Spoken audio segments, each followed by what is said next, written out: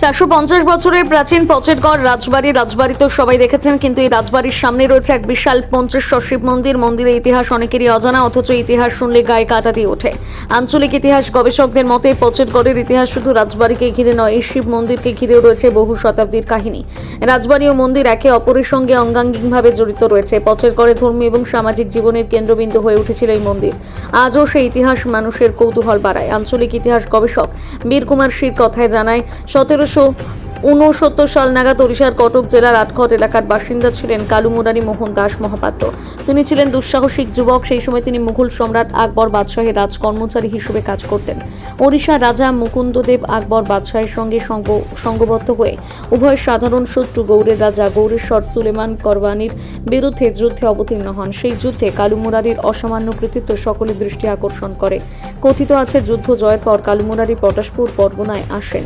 সেখানে তিনি বাদশাহ প্রদত্ত নানকর জমি লাভ করেন। এই জমির মাধ্যমে তিনি জমিদারির জীবনের সূচনা করেন।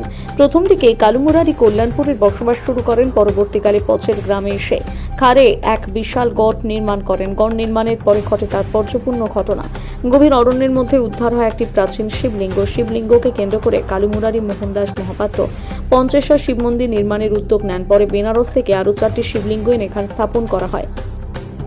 এই 5টি শিবলিঙ্গ নিয়ে গড়ে ওঠে পঞ্চেশ্বর শিবের উপাসনা। ধীরে ধীরে এলাকা জুড়ে পঞ্চেশ্বর নামটির প্রচার শুরু হয়। এই মন্দিরে পচেটগড়ের ধর্মীয় জীবনের প্রধান কেন্দ্র হয়ে ওঠে।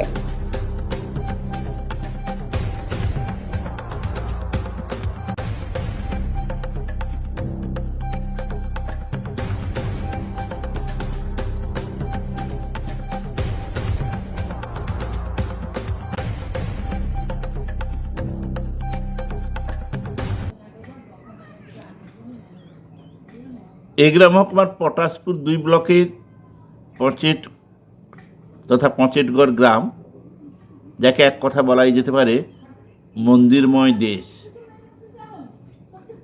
একসময় এখানকার সর্বময় কর্তা বা শাসক ছিলেন চৌধুরী দাস মহাপাত্র রাজ পরিবার। অনেকে মনে করেন এই চৌধুরী দাস মহাপাত্র পরিবারের সঙ্গে পুরুলিয়ার গড় পঞ্চকোটের একটা সম্পর্ক ছিল, আত্মিক সম্পর্ক ছিল। রক্তের সম্পর্ক থাকা অসম্ভব নয়। যাই হোক, তাদের মতো এনারাও ছিলেন শৈব ধর্মাবলম্বী।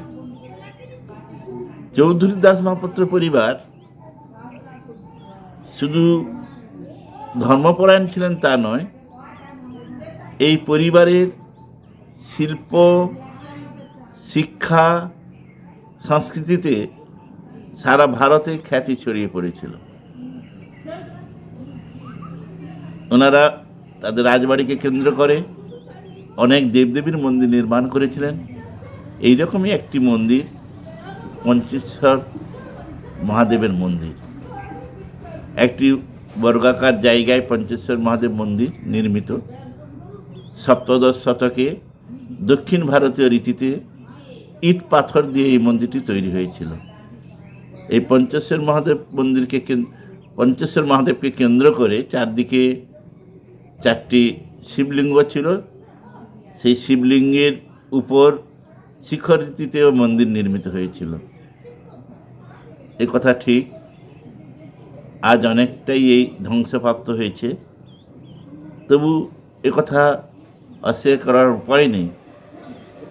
এখনও অনেকে আসেন এই মন্দিরে ইতিহাসের টানে, ইতিহাসের সন্ধানে।